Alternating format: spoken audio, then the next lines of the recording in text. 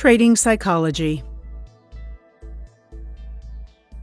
In this video, you will learn about the correct mental approach towards trading, the human mind, fear and greed, the need to always be right, creating a trading plan. After spending enough time learning, you should be able to develop your trading system and have your money management rules set up. You will see your method work time and time again, and you will see what happens when you don't follow your money management rules. Now is the time to add the third and most important piece of the puzzle: trading psychology.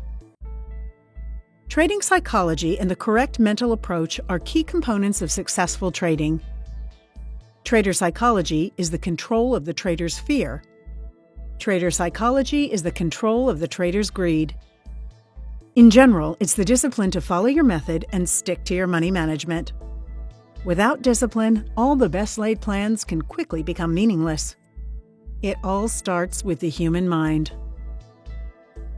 The human mind is made up of two parts. Psychologists call it the conscious mind and the subconscious mind. Another way to describe the conscious mind is as the analytical mind, the calculator, the computer that makes rational decisions. The subconscious mind can also be described as the emotional or even crazy mind that makes irrational decisions. The two parts of the human mind are like an iceberg.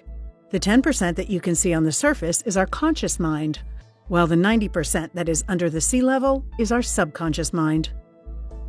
Our subconscious mind is the part of the brain that stores the majority of our thoughts, feelings, and habits. It helps run our lives on autopilot. Bad habits are formed through repetition and are printed in the subconscious mind, making it extremely difficult to do what you know you should and want to do using your conscious mind. These thoughts occur on a subconscious level, where the trader does not even realize this is happening until someone else who can see it brings it to their attention. 3 of the most common bad trader habits are fear and greed. Fear and greed are instincts that evolved long ago when we lived off the land as hunter-gatherers and took refuge in simple shelters like caves. Although very useful then, many do not work so well in modern man-made environments like trading. Need to always be right. This is caused by our education and political system we are used to, that when we do something right we get rewarded, and when not, we get penalized, making accepting losses a very difficult task. No trading plan. Repetition of bad habits leading to poor execution and not following the chosen trading system. We will now go through the reasons why we have these bad trading habits and illustrate possible solutions. Fear in trading takes primarily one of two forms. 1, the fear of loss, and 2, the fear of missing out. The fear of losing can make someone hesitate to trade or hang on to losing trades because of the prospects of another loss. The fear of missing out is another form of fear that compels people to abandon their rules and enter the market before they get the right signal from their system, causing them to take every trade they see, resulting in more frequent and bigger losses than their system would produce. Greed is the motivation for overconfidence. Dreams of making it big very fast in trading can cloud a trader's mind. Again, they abandon the rules of their trading system in the hopes that more money will come their way. Fear and greed are causing traders not to follow their method in money management. This is one of the most common factors holding investors back from making the money they could truly be making. Fear is a chain reaction in the brain that starts with a stressful stimulus, also known as the fight or flight response. The stimulus could be a spider, a knife at your throat, an auditorium full of people waiting for you to speak, or, for a trader, the prospect of loss. The process of creating fear takes place in the subconscious brain and is entirely unconscious. Scientists performed an experiment in which they would play a tone and then immediately apply a shock to the metal floor of a rat's cage. It was classical conditioning, and it didn't take long for the rats to brace themselves for the shock as soon as they heard the sound. At that point, their brain paired the sound with the shock, and the sound created a fear response. The researchers then began the process of fear extinction training, in which they made the sound, but did not apply the shock. After hearing the sound very often without the shock, The rat stopped fearing the noise. Here are some tips for managing your fear and greed. Stop trading for a day. Learn about the thing you fear. Loss, missing out, ridicule. Uncertainty is a huge component of fear. Developing an understanding of what you're afraid of goes a long way toward erasing that fear. Trade smaller amounts. Train. If there's something you're afraid to try because it seems scary or difficult, start small and work in steps. Slowly building familiarity with a scary subject makes it more manageable. So as a trader, you trade smaller amounts. Find a mentor. Find someone who is not afraid. If there's something you're afraid of, find someone who is not afraid of that thing and spend time with that person. Take her along when you try to conquer your fear. Find a coach, a trading partner. Admit it. Talk about it. Sharing your fear out loud can make it seem much less daunting. Admit you are afraid or greedy. One day at a time. Stop looking at the grand scheme. Think only about each successive step. If you're afraid of missing out, don't think about missing 50 trades, just that you missed a small, low-probability trade. The mind is conditioned to strive to be correct in any way it can. Being wrong is considered extremely bad. For example, a trader holding onto a losing position hoping the market turns around so he doesn't realize his loss. If the market turns in the trader's direction, then the trader obviously made the right decision and the idea of being correct is reinforced. Alternatively, when a position starts running in profit, they are fast to take their profits and close the position. By closing the position in profit, they can feel they have made the correct decision.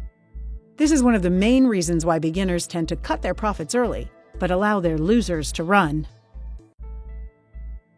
From our education system, we become accustomed to the habit of being rewarded when we do things correctly. People become conditioned to know that they are doing something right when they get the right answer, and believe that they are doing something wrong when they get the wrong answer. This long-term social conditioning creates the need to always be right, thus an inability to accept loss, as loss means you are wrong. In trading, the reward system of the market goes against this need to always be right, causing traders to fail. Loss generates powerful emotions such as fear, uncertainty, apprehension, and self-doubt. However, successful trading is not only dependent on being accurate, with most professional traders stating that they are correct less than half the time. Profitable trading is based on balancing risk and reward. It is about allowing profits to run and closing losers early, not allowing them to get bigger. Amateurs care about being right. Professionals care about making money. Being right and being profitable are two different things when it comes to trading. They are not linked in the traditional way they are linked with other things in life. Adapting to this is one of the biggest challenges for traders. The first step in handling them is identifying the psychological barriers, and then changing our habits. We have seen many traders go from big losses and stressful days to steady profits with calm and consistency after resolving these psychological issues. With time and practice, so can you. You are in a market where you can do everything right as per your method, and you can still lose. The solution is to take a reality check. Losing is part of the game. The possibility to lose is always there. Bottom line, traders do lose. The how much and how often is what distinguishes great traders from those who will always struggle. You can learn how to accept losses by redefining the meaning of loss. If you equate it with failure, it will sooner or later take its toll. But redefining it will help you move forward, improve your trades, and cope with possible losses. Consider losing as positive in the sense that it will improve your next trades. Find something new. If you prefer, consider losses as business expenses, like a restaurant throws away unsold food, but is still profitable. Everyone needs a trading plan, and is a must for all traders regardless of their trading experience. If you fail to plan, you've already planned to fail. Having a trading plan before starting to trade is much like having a map before starting to travel. Without a trading plan, you would be lost, relying on rumors and gut feelings for your trades. If you're not doing well in trading, it is because there is a problem with your trading plan, or worse, you don't have one. If you are trading without a plan, you cannot know what you are doing wrong and how to fix it. A trading plan outlines instructions of how to react under different possible scenarios. Through repetition, this process starts to build the good habits needed to become one with the trading plan, until following your trading plan becomes second nature. Trading psychology is what guides traders through following and executing their plan. There is only one rational reason to trade: to make money and not to have fun. Money attracts traders to the markets, but in the excitement of a new game, one can often lose sight of the goal and trade without a plan or trade for fun. Trading without a plan takes the responsibility away from the trader and leaves it to chance. Trading without a plan and with unlimited variables, it's easy to take credit for trades that turn out to our liking because there was some method present. It's also very easy to avoid taking responsibility for trades that didn't turn out the way we wanted, because there's always some variable we didn't know about and therefore couldn't take into consideration beforehand. The solution is to have a trading plan and follow it. A trading plan consists of 3 parts. Entry signals. These are the conditions that need to be met in order to enter into a new trade. Exit signals. These are the reasons for closing a trade, either because a target was reached or a stop-loss hit. Money management is the amount to risk on every trade. Using trading plan is what makes all the difference, as it makes enforcing discipline so much easier. Having a trading plan and being prepared for your trades helps to keep emotional responses to trades at a minimum. In our next video, we will talk about candlestick filtering. Thank you for watching.